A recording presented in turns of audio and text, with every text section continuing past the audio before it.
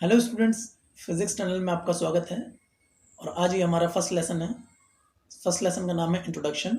और आज हम बात करेंगे हिस्ट्री पर। हिस्ट्री पर हम बात क्यों कर रहे हैं? क्योंकि नेचर ने चीज़ों को डिवाइड नहीं किया है, ये हम लोगों ने डिवाइड किया है चीज़ों की स्टडी करने के लिए। नेचर में कोई भी शार्प बाउंड्रीज नहीं है, फिजिक्स की, केमिस्ट्री की, मैथमेटिक्स की, हिस्ट्री की। सो हिस्ट्री हम क्यों कर रहे हैं? क्योंकि हम हिस्ट्री हमें बताती है कि हम कैसे स्टार्ट किए हमने चीज़ों को। तो स्टार्ट करते हैं हिस्ट्री से। तो किसकी हिस्ट्री आज हम बात करेंगे? फिजिक्स की हिस्ट्री, मैथमेटिक्स की हिस्ट्री, किसकी हिस्ट्री की हम बात करेंगे? एक्चुअली हम सभी की हिस्ट्री की बात करेंगे। हम बात करेंगे हिस्ट्री ऑफ द यूनिवर्स। तो स्टार्ट करते हैं, चलिए।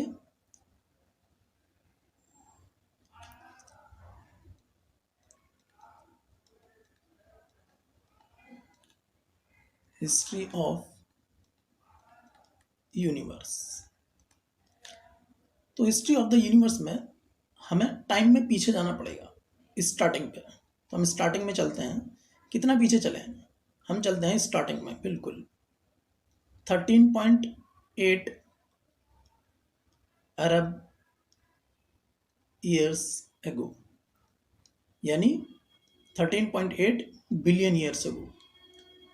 जब हम 13.8 बिलियन ईयर्स एगो जाते हैं, उस वक्त फॉर्मेशन ऑफ द यूनिवर्स हुआ था, यानी यूनिवर्स फॉर्म हुआ था। Formation of universe. अब देखिए, फॉर्मेशन ऑफ यूनिवर्स को एक्सप्लेन करने के लिए बहुत सारी थ्योरीज हैं, ठीक है। कुछ माइथोलॉजिकल थ्योरीज भी हैं, उन पर हम बात नहीं करेंगे। साइंटिफिक थ्योरी पर हम बात करेंगे। और सबसे ज़्यादा वाइडली नोन और एक्सेप्टेड थ्योरी है हमारी बिग बैंग थ्योरी। आपने इसका नाम भी सुना होगा, बिग बैंग। बिग मन बड़ा, और बैंग मतलब धमाका। Big bang theory. ये थ्योरी क्या कहती है? ये थ्योरी कहती है कि universe started from a point, यानी जितनी भी चीज़ें आज हम देखते हैं, हमारी गैलेक्सीज, प्लैनेट्स, स्टार्स, जितनी भी सारी चीज़ें हम देखते हैं, जितना भी मैटर है यूनिवर्स में, वो सब एक पॉइंट सोर्स से बना था। पॉइंट सोर्स से ही वो सारी चीज़ें बनी हैं। अब ये अंडरस्टैंडिंग बड़ी मुश्किल है कि एक मेरे पास में कोई भी चीज़ है, अर्थ इतनी बड़ी है, कैसे एक पॉइंट सोर्स से ये डराइव हो सकती है, कैसे एक पॉइंट सोर्स से ये बन सकती है। तो ये अंडरस्टैंडिंग बड़ी मुश्किल है। तो इसको एक्सप्लेन करने के लिए हम एक थ्योरी लेते हैं, एक्सपेंडिंग थ्योरी। यूनिवर्स एक्सपेंड कर रहा है, आपने सुना भी होगा इसके बारे में। तो इसका एविडेंस क्या है कि यूनिवर्स एक्सपेंड कर रहा है? यहीं से हम देखेंगे कि कैसे वो पॉइंट सोर्स से यूनिवर्स बना। तो एक्सपेंडिंग थ्योरी कहती है कि यूनिवर्स इज एक्सपेंडिंग, और ये एक्सपेंड कर रहा है, और इसका एक्सपेंशन का जो रेट है वो कंटिन्यूसली इंक्रीज हो रहा है, यानी एक्सेलरेटिंग एक्सपेंडिंग है। तो देखिए, यूनिवर्स एक्सपेंड कर रहा है, इसको हम कैसे समझेंगे, कैसे हम इसको समझ सकते हैं? तो इसको समझने के लिए पहले हमें समझना होगा कि देखिए, जैसे हमारे पास में सन है, ठीक है। इसको मैं सन को ले लेता हूँ, और सन से हमारे पास में जो लाइट आती है, उसको आने में लगभग 8 मिनट्स लगते हैं। 8 मिनट में हमारे पास में सन से लाइट आती है। तो एक्चुअल में जो हम सन को देखते हैं, वो 8 मिनट पहले के सन को देखते हैं। उसी तरह से अगर आप एक star low, let's say this is star, और आप यहाँ पर हो, स्टार से जो लाइट आती है, ठीक है, मान लीजिए ये स्टार है, let's say 1 million light years,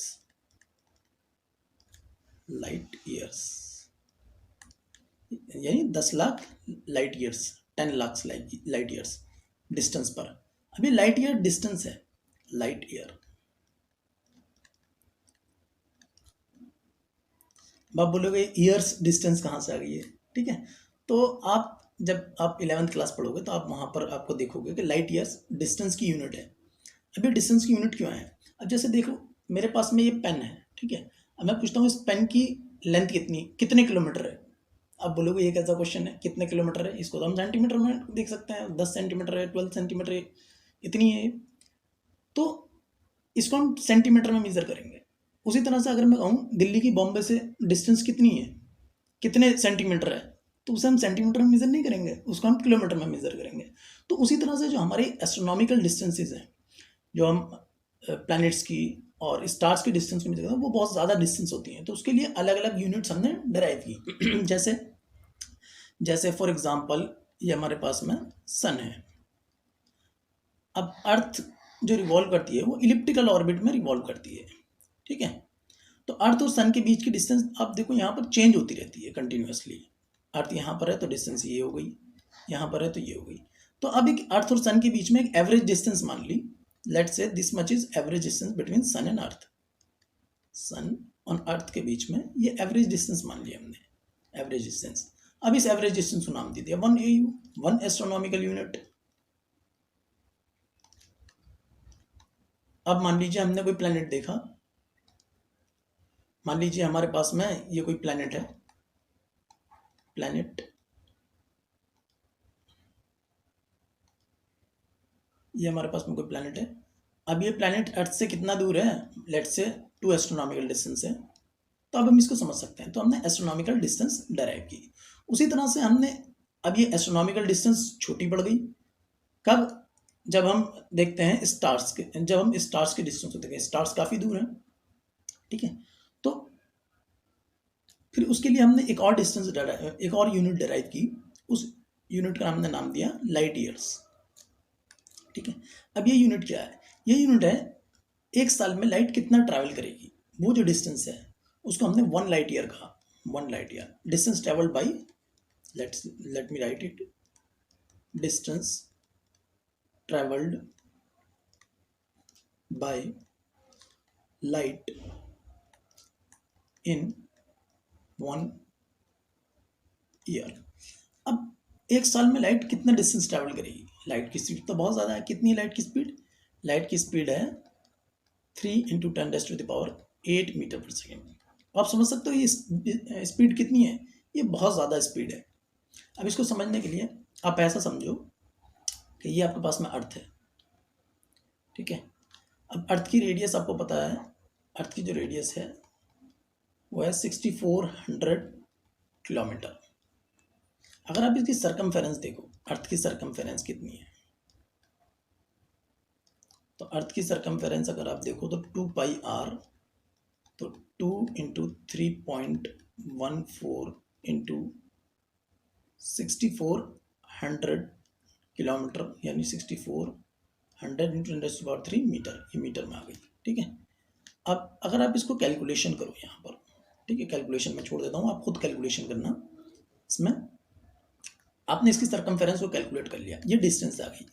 let's say आपके पास में एक रॉकेट है जो लाइट की स्पीड से चल सकता है, हालांकि कोई भी चीज़ लाइट की स्पीड से नहीं चल सकती है, ठीक है, लेकिन हम हाइपोथेटिकली मान लेते हैं कि हमारे पास में एक रॉकेट है और वो लाइट की स्पीड से चल सकता है। अब हम अर्थ की सरकमफेरेंस पर अर्थ के चक्कर लगाते हैं, एक रिवॉल्यूशन लगाते हैं अर्थ की सरकमफेरेंस के इस तरह से, ठीक है। तो हम देखते हैं हमें कितना टाइम लगेगा, ठीक है। अगर आप टाइम कैलकुलेट करो, टाइम इज इक्वल टू आ जाएगा डिस्टेंस अपॉन वेलोसिटी। डिस्टेंस जो आपकी कैलकुलेट हुई, let's say x distance calculate किया आपने, एक्स डिवाइडेड बाई वेलोसिटी आ जाएगी 3 × 10⁸ मीटर पर सेकेंड। अगर आप इसको कैलकुलेट करोगे तो ये टाइम आएगा 0.13 सेकेंड। आपको हैरानी होगी ये देखकर कि इतने कम टाइम में अर्थ का एक चक्कर लगा सकती है लाइट की स्पीड से। अगर कोई बॉडी ट्रैवल कर रही है या हमारा रॉकेट लाइट की स्पीड से ट्रैवल कर रहा है, तो 0.13 सेकेंड में हम अर्थ का एक चक्कर लगा सकते हैं। तो आप देखो, अगर हमें देखना है कि एक सेकेंड में हम कितने चक्कर लगा सकते हैं, तो 1 रिवॉल्यूशन हम करते हैं 0.13 सेकेंड में, ठीक है। तो अब हमें देखना है 1 सेकेंड में, तो 0.13 नीचे चला जाएगा, 1 डिवाइडेड बाई 0.13 रिवॉल्यूशन। अगर आप इसको कैलकुलेट करो, 1 डिवाइडेड बाई 0.13, 1 डिवाइड बाई 0.13, तो 100 यहाँ आ जाएगा, तो ये आ जाएगा लगभग 7.5 आ जाएगा, ठीक है। तो लगभग 7.5 चक्कर हम लगा सकते हैं एक सेकेंड में, ठीक है। तो इतनी ज़्यादा स्पीड है, एक सेकेंड में हम अर्थ के 7 चक्कर लगा सकते हैं, अप्रॉक्सीमेटली मान लेते हैं अर्थ के हम 7 चक्कर लगा सकते हैं। तो लाइट की स्पीड इतनी ज़्यादा स्पीड है, तो आप सोचो कि एक साल में कितनी डिस्टेंस ट्रैवल कर लेगी, एक साल में बहुत ज़्यादा डिस्टेंस ट्रैवल कर लेगी। तो ये लाइट ईयर, ये डिस्टेंस की यूनिट हमने जब एस्ट्रोनॉमिकल डिस्टेंस जब मेजर करते हैं तो लाइट ईयर हमारी एक यूनिट है। चलिए पीछे चलते हैं, हम स्टार्टिंग पे हम कहाँ बात कर रहे थे, हम यहाँ पर बात कर रहे थे, ठीक है। तो बेसिकली पॉइंट सोर्स था, हम यहाँ पर बात करते हैं पॉइंट सोर्स था, तो एक्सपैंड कर रहा है। हाँ, तो हम ये बता रहे थे। अब देखिए, अब जब एक स्टार से लाइट आती है तो हाँ, तो देखिए अब अगर ये डिस्टेंस 1 मिलियन लाइट ईयर है, इसका मतलब है कि जिस स्टार को हम देख रहे हैं वो 10 लाख साल पुराने स्टार को देख रहे हैं। इंटरेस्टिंग है। जिस स्टार को आज हम देख रहे हैं वो स्टार आज का स्टार नहीं है, उसको हम 10 लाख साल बाद देखेंगे। अभी हम 10 लाख साल पुराना स्टार देख रहे हैं। तो ये एक इंटरेस्टिंग चीज़ है यहाँ पर। चलिए, तो कैसे हमें पता लगा कि यूनिवर्स एक्सपैंड कर रहा है? सो बेसिकली स्टडी की गई, आपने सुना होगा इसका नाम, रेड शिफ्ट और ब्लू शिफ्ट।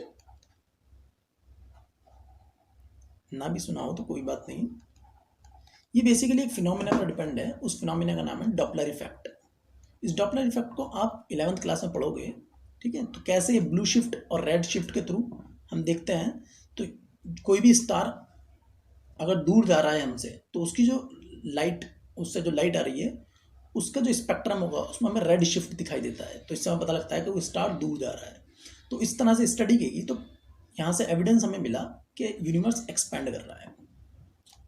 सो बेसिकली अगर यूनिवर्स एक्सपैंड कर रहा है तो पहले अभी अगर यूनिवर्स इतना है, पहले इतना होगा, उससे पहले इतना होगा, उससे पहले इतना होगा, उससे पहले इतना होगा, उससे पहले इतना होगा, उससे पहले बिल्कुल पॉइंट सोर्स होगा, छोटा सा, बिल्कुल छोटू सा, ठीक है। तो यहाँ से ये हमारे पास में थ्योरी में, इस बिग बैंग थ्योरी में ये बताया कि पॉइंट सोर्स से पॉइंट से यूनिवर्स एक्सपैंड हुआ है, ठीक है। तो एक बिग बैंग यानी जोर का धमाका हुआ, और उस पॉइंट से, और उस समय क्या मिला? उस समय एनर्जी, है ना, मैटर, जो कि एनर्जी की एक फॉर्म है, मैटर, ये क्रिएट हुए। स्पेस टाइम क्रिएट हुआ, स्पेस टाइम। बेसिकली फिजिक्स में जब हम टाइम की बात करते हैं तो स्पेस के साथ बात करते हैं, उसको स्पेस एंड टाइम अलग अलग बात नहीं करते हैं, ठीक है। अच्छा, हमारे जो 4 फंडामेंटल फोर्सेस हैं, 4 fundamental forces, gravity, electromagnetic force, gravity नहीं लिखते हैं, चलो इसको ग्रेविटेशनल फोर्स लिख देते हैं, gravitational force, electromagnetic force, strong nuclear और वीक न्यूक्लियर। सो ये 4 फंडामेंटल फोर्सेस तभी बने, ठीक है। सो आज जब हम यूनिवर्स को देखते हैं तो यूनिवर्स में क्लस्टर्स ऑफ गैलेक्सीज हैं, है ना, क्लस्टर्स ऑफ गैलेक्सीज हैं। उन गैलेक्सीज में, एक क्लस्टर में बहुत सारी गैलेक्सीज हैं, ग्रुप ऑफ गैलेक्सीज हैं, ठीक है। हमारी जो गैलेक्सी है वो मिल्की वे गैलेक्सी है, मिल्की वे गैलेक्सी। देखिए, एक गैलेक्सी में बहुत सारे स्टार्स होते हैं, लगभग 10⁻11 स्टार्स होते हैं, ठीक है। तो लगभग टोटल स्टार्स हमारे पास में अर्थ यूनिवर्स में 10⁻22 स्टार्स हैं, टोटल स्टार्स, ठीक है। और जो भी यूनिवर्स को हम देखते हैं, इंटरेस्टिंग चीज़ है कि ये टोटल का हम सिर्फ 4% ही ऑब्जर्व करते हैं, यानी 96% यूनिवर्स को हम ऑब्जर्व नहीं करते हैं डायरेक्टली। हम उसको डिटेक्ट करते हैं डिफरेंट मेथड्स के थ्रू, बट हम उसे डायरेक्टली ऑब्जर्व नहीं करते हैं, ठीक है। उसको आपने नाम सुना होगा डार्क एनर्जी और डार्क मैटर, डार्क एनर्जी और डार्क मैटर, इसके बारे में। हालांकि इसके बारे में, डार्क एनर्जी किस चीज़ की है, डार्क मैटर क्या चीज़ है, बहुत ज़्यादा अभी हमें नहीं पता है, इसके ऊपर अभी रिसर्च चल रही है काफ़ी को, ठीक है। तो बेसिकली मोटी मोटी अंडरस्टैंडिंग ये है कि डार्क एनर्जी 96% यूनिवर्स को अभी हमने ऑब्जर्व नहीं किया है। तो ये जो 10⁻22 स्टार्स हैं, बेसिकली ये भी 4% में ही आते हैं। अभी 10⁻22 कितना है? ये बहुत ज़्यादा है। ये ऐसा समझ लीजिए कि ये मैं अप्रॉक्सीमेटली बता रहा हूँ, क्योंकि मैंने लगभग 2 साल पहले शायद किसी स्टूडेंट को पढ़ाया था, तो उस वक्त हमने कैलकुलेट किया था। तो हमने कैलकुलेट किया कि अगर हम ग्लास ले लेते हैं, मान लीजिए हमारे पास में जो नॉर्मल ग्लास होते हैं, इन ग्लास को अगर हम ले लेते हैं, तो 10⁻22 ग्लास अगर हम ले लें, तो मुझे करेक्ट नहीं हूँ मैं, हमने 2 साल पहले, वो शायद 2 या 2.5 साल पहले जब हमने पढ़ा था, तो हमने कैलकुलेट किया था। आप कैलकुलेट कर सकते हो वॉल्यूम के थ्रू ये कितना वॉल्यूम इस लेगा 10⁻22 स्टार। तो मुझे लगता है शायद 20 किलोमीटर के एरिया में और लगभग 10 किलोमीटर 10 मीटर हाइट तक ये फिल कर देगा पूरे एरिया को। तो इतना ज़्यादा ग्लास है, यानी जो आपका कोई टाउन है तो उस टाउन को पूरे को भर देगा ये। लगभग कितनी हाइट तक आप ये समझ लीजिए, जो सबसे ऊंची आपके टाउन में बिल्डिंग होगी उस हाइट तक ये आपको पूरा टाउन को भर देंगे, इतने ज़्यादा स्टार्स हैं। तो ये ग्लास के थ्रू आप इसको समझ सकते हैं। इसके पास उसके ऊपर आप कैलकुलेशन कर सकते हैं वॉल्यूम के थ्रू, ठीक है, आप उसको कर लेना। चलिए बैक में चलते हैं हम जहाँ पर हम बात करना है। हाँ, तो हमने ये बात की, ठीक है। तो मैं इसको यहाँ से हटा देता हूँ, energy matter space and time. चलिए हटाते नहीं, इसको रखे रहने देते हैं, डिफरेंट कलर चूज़ कर लेते हैं। हाँ, तो अब हम आगे चलते हैं, इसके ऊपर हो गया। आगे जब हम चलते हैं तो टाइम में हम काफ़ी आगे चलते हैं और 4.5 अरब ईयर्स अगो, अब से 4.5 अरब ईयर्स अगो, तब हम देखते हैं कि फॉर्मेशन ऑफ अर्थ हुआ। फॉर्मेशन ऑफ अर्थ यानी हमारी अर्थ का फॉर्मेशन हुआ, ठीक है। अब जब अर्थ बनी तो उस वक्त उसका टेम्परेचर बहुत ज़्यादा था ना, रहने लायक वो नहीं थे बिल्कुल भी, टेम्परेचर बहुत ज़्यादा था। उसके बाद अर्थ धीरे धीरे कूल डाउन होना शुरू हुई, धीरे धीरे कूल डाउन होना शुरू हुई, और लगभग 1 billion after 1 billion years, after 1 billion years यानी अब से 3.5 अरब ईयर्स अगो, है ना। मैं अरब ले रहा हूँ ताकि हम नॉर्मल अपना जो हम बात करते हैं करोड़ लाख, इसमें हम बात कर सकें। अरब ईयर्स अगो, 3.5 अरब ईयर्स अगो, तब धीरे धीरे हमारे पास में समुद्र यहाँ पर फॉर्म हो गए थे। तो हमें सिंगल सेल लाइफ मिलती है, formation of single cell life, single cell life, ठीक है। जैसे बैक्टीरिया हो गया हमारा सिंगल सेल है। आगे बढ़ते हैं हम, धीरे धीरे मल्टी सेल्यूलर ऑर्गेनिज्म भी बनने लगे। और अगर हम जाएं अब से 6.5 करोड़ ईयर्स अगो, अगर हम से 6.5 करोड़ साल पहले जाएं, तब डायनासोर एक्सटिंक्ट हो चुके थे। डायनासोर्स एक्सटिंक्ट यानी जितने भी हमें डायनासोर्स के फॉसिल्स मिलते हैं या जीवाश्म मिलते हैं, वो सब 6.5 करोड़ साल पहले के हैं, यानी डायनासोर अब तक एक्सटिंक्ट हो चुके थे। आगे बढ़ते हैं हम टाइम में, अब से 70 लाख ईयर्स एगो, अब से 70 लाख साल पहले हमें मिलते हैं ह्यूमन एंसेस्टर्स। ह्यूमन एंसेस्टर्स हमें अर्थ पर देखने को मिलते हैं, ठीक है। ह्यूमन एंसेस्टर्स, अगर आप इवोल्यूशन थ्योरी पढ़ो तो उसमें ह्यूमन एंसेस्टर्स के बारे में पूरा है, जैसे होमो हेबिलिस है ना। प्रेजेंट में हम जो है वो होमो सेपियंस हैं, ठीक है। अब से लगभग 2 लाख साल पहले, 2 लाख ईयर्स एगो, अब से लगभग 2 लाख साल पहले होमो सेपियंस इवॉल्व इन, कहाँ इवॉल्व हुए, ईस्ट अफ्रीका। ईस्ट अफ्रीका में अब से 2 लाख साल पहले जो हम प्रेजेंट ह्यूमन हैं, होमो सेपियंस, हम लोग इवॉल्व हुए इन ईस्ट अफ्रीका। तो अब देखो, अब ये जो वक्त था, ये वाला लगभग 68 लाख साल, इसमें हमें क्या हमारा प्रोग्रेशन हुआ। तो इसमें आप देखो ह्यूमन का एक बहुत बड़ा ब्रेक थ्रू हुआ, डिस्कवरी हुई एक बहुत बड़ी, और वो डिस्कवरी थी फायर की, है ना। फायर, कंट्रोल फायर को हम कंट्रोल करने लगे, आग को कंट्रोल करना शुरू कर दिया, उससे खाना पकाना शुरू कर दिया, ठीक है, फूड कुक करना शुरू कर दिया। तो इससे क्या हुआ, न्यूट्रिएंट्स मिले, और उन न्यूट्रिशन से जो ब्रेन था वो एक्सपैंड हुआ। अगर आप देखो ह्यूमन एंसेस्टर का जो ब्रेन था वो बहुत छोटा ब्रेन था, आज जो होमो सेपियंस का ब्रेन है वो काफ़ी एक्सपैंड हो चुका है, ठीक है। चलिए, तो यहाँ पर एक इम्पॉर्टेंट ब्रेक थ्रू हुआ, वो फायर को कंट्रोल करने का। फायर को कंट्रोल करने लगे, उससे खाना बनाने लगे और रहने लगे। शिकार करते थे तब तक ह्यूमन एंसेस्टर्स भी, और अपना खाना खाते थे। चलिए आगे बढ़ते हैं हम। तो अब से हम आगे बढ़ते हैं लगभग 70,000 years ago, 70,000 years ago, 70,000 years ago अब होमोसेपियंस अफ्रीका से और जगहों पर जाने लगे। ठीक है, तो इसको लिख देते हैं हम स्प्रेड आउट ऑफ अफ्रीका, लिख देते हैं ह्यूमन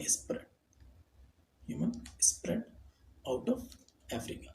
ठीक है, अच्छा आगे बढ़ते हैं हम लगभग अब से 10,000 साल पहले, 10,000 ईयर्स।